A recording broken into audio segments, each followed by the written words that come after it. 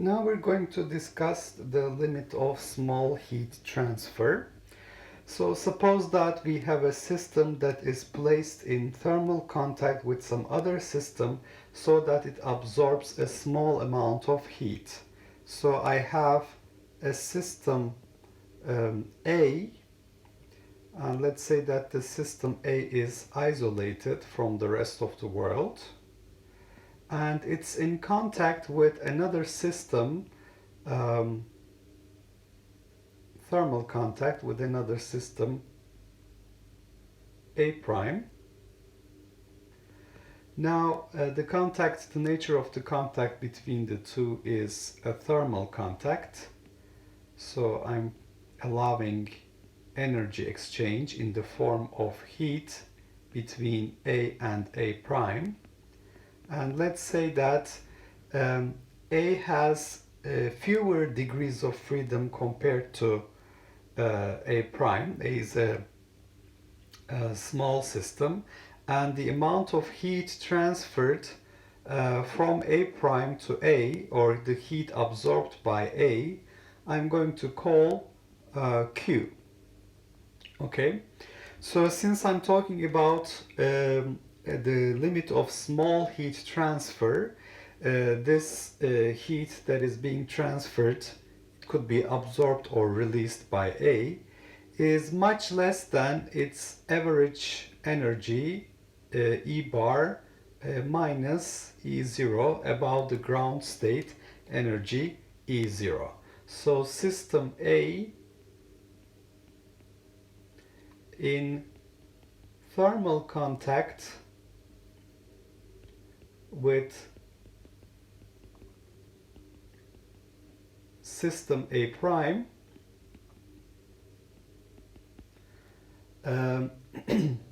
A absorbs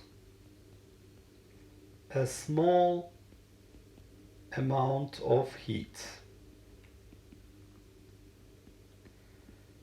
So the question I would like to answer in this video is, how much is the change in the temperature of system A, and how much is the change in the entropy of system A? Okay, so if in this limit where I have only a very small amount of heat being absorbed, so this is the main question that I would like to address in this video. All right. So we're going to start out with delta T. So let's first talk about delta T. How much is the temperature change if I have very small amount of heat being absorbed? Okay, so T, the absolute temperature, came out of this beta parameter. So it was equal to 1 over kT. That was the definition of this absolute temperature. In other words, we can write the absolute temperature as K times beta to the power minus 1. So if you would like to know how much the temperature change is as a result of change in the total energy. So what is the effect of absorbing heat? Well, from the first law of thermodynamics, so let me remind you, first law of thermodynamics, we have the following result.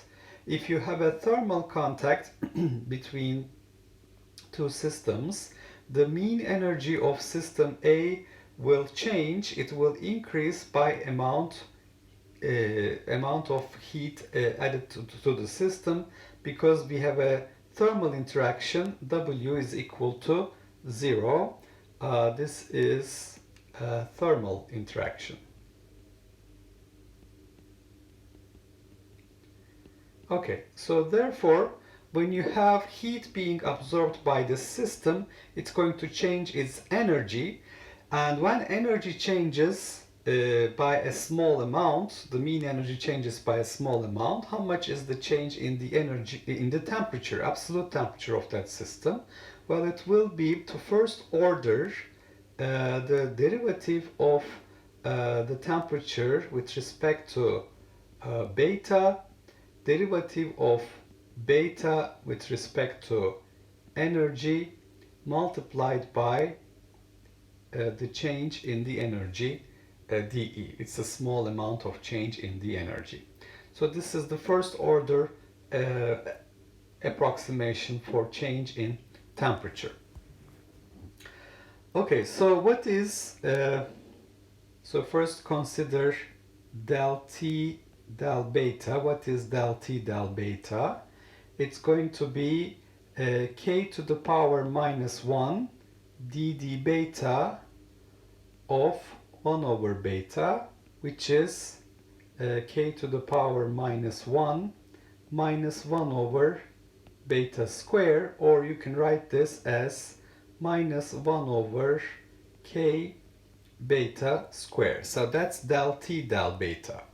What is del beta del E? Del beta del E.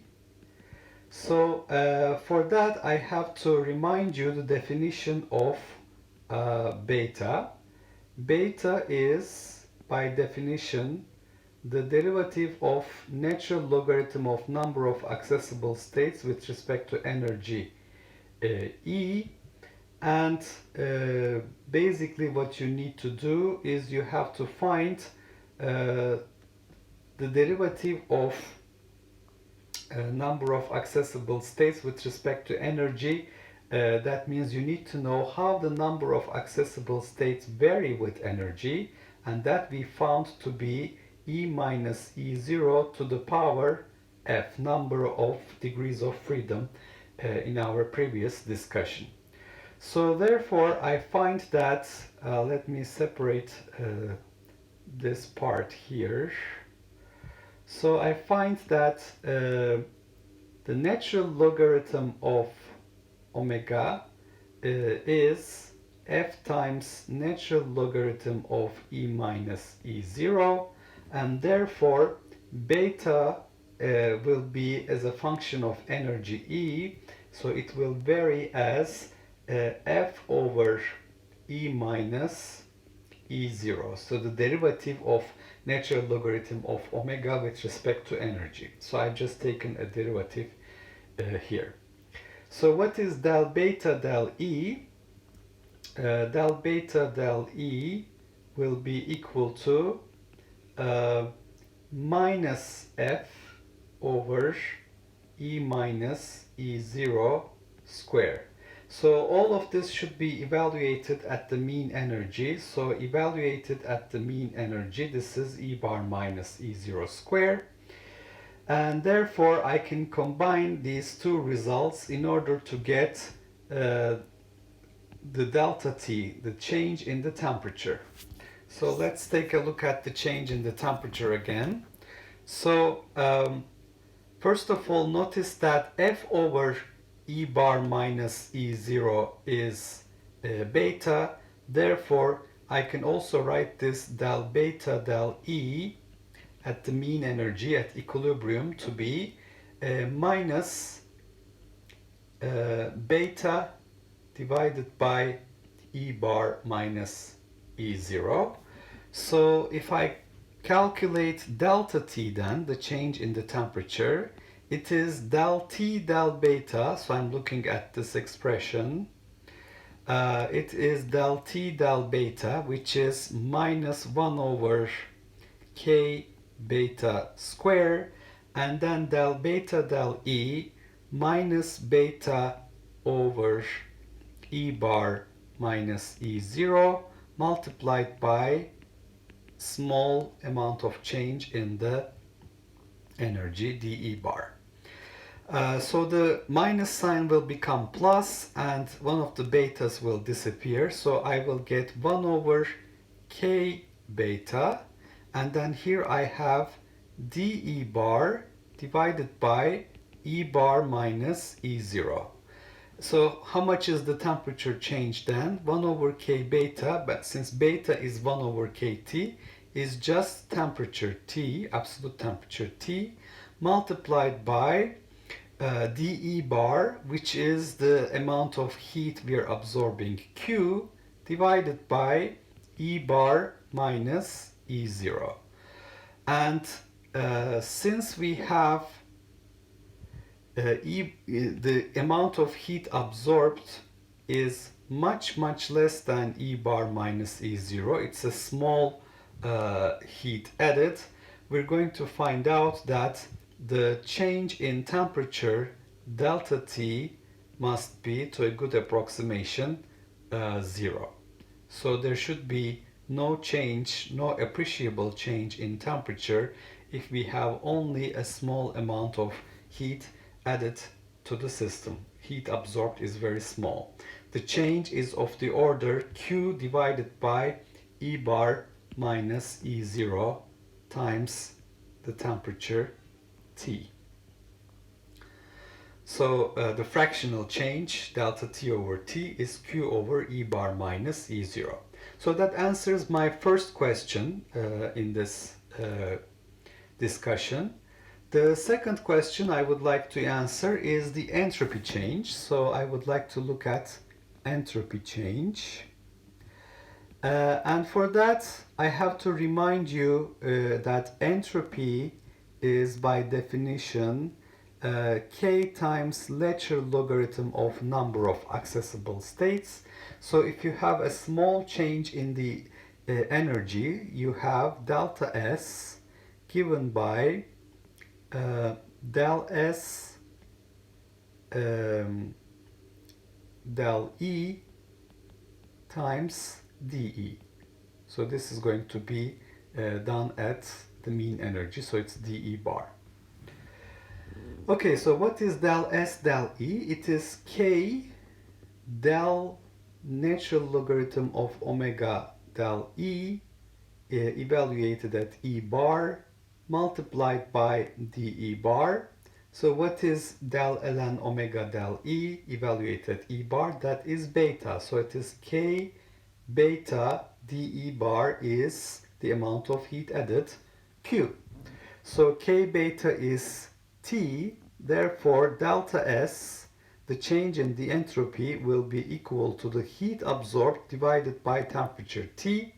And remember that this temperature T is more or less constant in this case for small heat transfer limit. Delta T is approximately equal to 0. Therefore, the small amount of entropy change is Q over T, or we can write this for infinitesimal changes also as D is equal to amount of heat added D bar Q divided by T. Remember, D bar Q doesn't mean change in Q, it means infinitesimal amount of heat added to the system at constant temperature T. So how do we keep constant temperature T? Because we have a small amount of heat added, the change in temperature is negligible. All right, and this takes us to another important concept. If we have a constant temperature heat transfer process, so if I have, if a system, this is generalizing it, if a system absorbs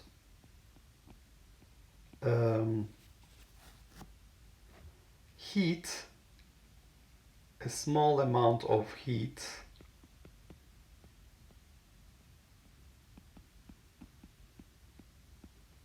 Q, and its temperature is essentially constant,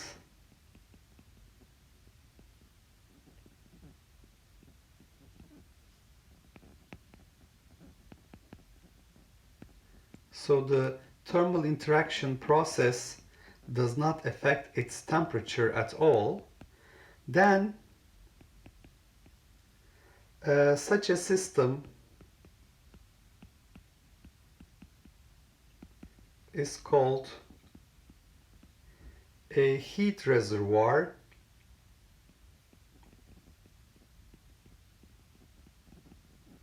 or thermal reservoir. Actually, this concept of heat or thermal reservoir is not limited to small amount of heat transfer. It's more general than that. Any finite amount of heat transfer between the system and its environment does not change its temperature to a good approximation, then we call the system a heat reservoir or thermal reservoir. This is going to become a lot more clear when we introduce the concept of heat capacity. So let's keep it like this for now. And finally, let's review what we have in the small heat transfer limit. A system A is in thermal contact with a system A prime and absorbs a small amount of heat Q from A prime. The rest of uh, the boundaries of these two systems are insulating, so there is no interaction, thermal interaction or adiabatic interaction with the rest of the world. And we have a question. Basically, we would like to know if it's a very small amount of heat absorbed that is compared to the mean energy of system A above its ground state energy, the change in energy will be minute. How much will be the effect on temperature of the system and how much will be the effect on its entropy? And the first law of thermodynamics tells me if you have thermal interaction, there is no work done on the system, the change in the mean energy will be given by Q. So in order to answer the first question, how much is the change in the temperature? To a first approximation, I said, well, temperature is defined in terms of beta. Absolute temperature is K beta to minus 1. So changing of temperature due to a change in energy is del T del beta del E multiplied by dE. So this will be performed at the mean energy, so it will be dE bar actually. Okay, so this is going to be dE bar. And all of this will be evaluated at E bar. So what is del T del beta? Well, using the definition of absolute temperature, K beta to minus 1, I find that del T del beta is minus 1 over K beta squared. What is del beta del E? For that you need to know how the number of accessible states vary with energy. We discussed this earlier. It should be E minus E0 to the power F. So the del beta del E we find to be minus beta over E bar minus E0. By substituting these two results into the equation for delta T, we find that the fractional change in temperature, delta T over T, is the fractional change in energy, Q over E bar minus E0, to first approximation. And for the change in the entropy of system A, I considered the definition of entropy. It's K ln omega, number of accessible states. So if we're changing the energy of the system, then del S del E times dE bar will be equal to the change in entropy to a good approximation. So this will be K beta Q, which is Q over T, or D bar Q over T. So if a system absorbs a small amount of heat, we find that its temperature is essentially constant, its entropy changes by an amount Q over T, and if the absorption of heat does not affect the temperature of a system, not just small, any finite amount actually, then it's going to be called a heat reservoir or thermal reservoir, which keeps the temperature fixed. Now, there is a technicality I would like to mention here. So in this discussion where I used this equation, delta S is equal to del S del E dE bar, where does this actually come from? So first of all, let me take one step back. Delta S will be equal to K times delta natural logarithm of omega. Why is natural logarithm of omega changing? Because the energy is changing. So this will be equal to K natural logarithm of omega at energy E bar plus Q minus K natural logarithm of omega at energy E bar. So this will be the change in entropy. Now we are looking at the limit Q is approximately 0. It is very, very small. Then I can do a Taylor series expansion. I put q is equal to 0. I get k ln omega e bar minus k ln omega e bar. The first term is 0. The second term, I go to the second term. Now I have to evaluate the derivative of this with respect to energy. The derivative of k ln omega e bar will be 0. That's just a number. So here I will have the derivative of entropy with respect to energy evaluated at E bar multiplied by Q. So that's basically the calculation I did over here. But then notice that if you want to go to the second term, you would need to have another derivative for this. So this is going to be 1 over 2 factorial. So this will be 1 over 2. Second derivative of the entropy with respect to energy evaluated at E bar multiplied by Q squared, and so on and so forth. So higher order corrections can in principle be made, but the first order correction gives us a non-zero best approximation.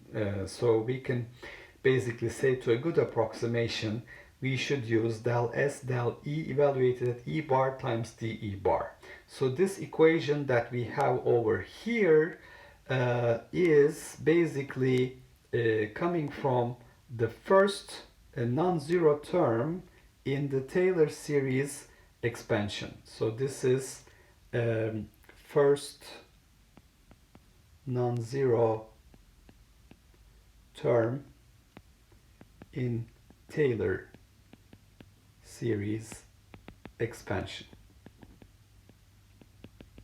So we could say that we did the same thing for temperature here as well.